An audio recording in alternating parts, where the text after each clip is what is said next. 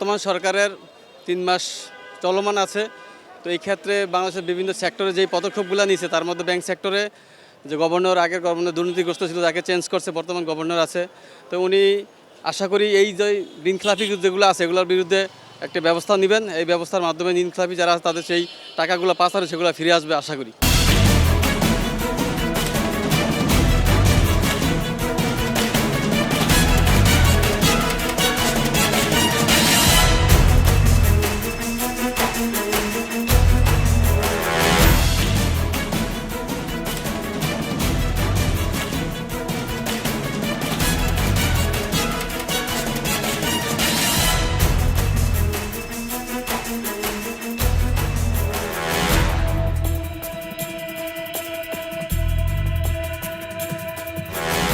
দর্শক শুভেচ্ছা। ২১শে টেলিভিশনের নিয়মিত আয়োজন জনতার কথা অনুষ্ঠানে আপনাদের স্বাগত জানাচ্ছি।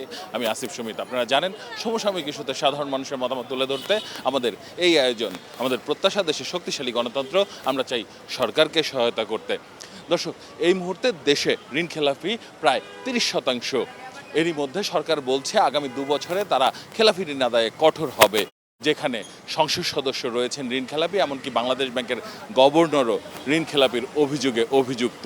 এমন অবস্থায় সরকার কতটা কঠোর হতে পারবে, এ বিষয়ে কি মনে করে সাধারণ মানুষ, জেনে নেব তাদের কাছ থেকে। আমি তো আশাবাদী যে কঠোর হবে, কিন্তু সেটার কোনো লক্ষণ আমি এখনও প্রকাশ পাচ্ছি না।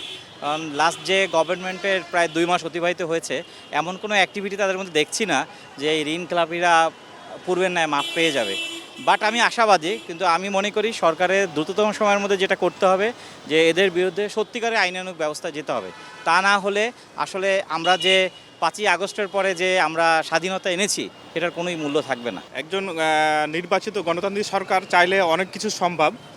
আর সে সাথে আমাদের যারা খেলাপি ঋণ যাদের আছে তাতে সাংসদ হোক আর এমনিতেই সিভিল পার্সন হোক, সেক্ষেত্রে সবার সদিচ্ছা থাকতে হবে। আমার মনে হয় না, কারণ এরা নিজেরাই দোষী। তাই আমরা আরেকজনের ভালো বানাবো কেমনে? সরকার বলছে মুখে এক কথা, কিন্তু বাস্তবে সেটা হচ্ছে না।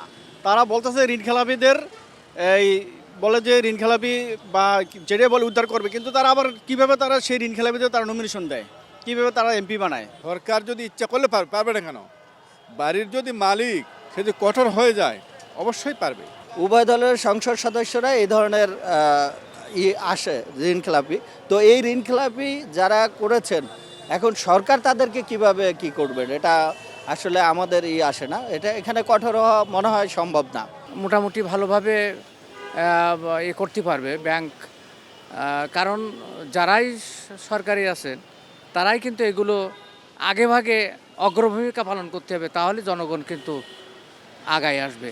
হাজার হাজার কোটি টাকা বাংলাদেশের ঋণখেলাপি এবং দেশের বাইরে পাচার হচ্ছে। আর দেশের জন্য উন্নয়নমূলক যদি চিন্তাভাবনা যারা সংসদ সদস্য, তারাই তো দেশের কর্ণধর এবং তারাই আইন প্রণেতা, এবং তাদের মাধ্যমে যদি অনিয়ম হয় তাহলে এই নিয়ম কারা চালু করবে বাংলাদেশে, বা বাংলাদেশের উন্নয়নের জন্য কারা ভূমিকা পালন করবে? তা আমার মনে হয় যে সরকার এবং যারা জনগণ আছেন এবং বিরোধী দল সবাইকে সচেতন হওয়া দরকার অন্তপক্ষে ঋণখেলাপিদের ব্যাপারে, যাতে দেশের উন্নয়নের জন্য। আজকে আমাদের পরে নেপালেও সমস্যার সৃষ্টি হয়েছে, তারাও এখন একটা ঘুরে দাঁড়াচ্ছে দেশ নিয়ে, কিন্তু আমরা ওভাবে পারতেছি না, এবং আমরা দেখা গেছে যে ঘুরপাক খেয়ে আবার একই জায়গায় অবস্থান করছি।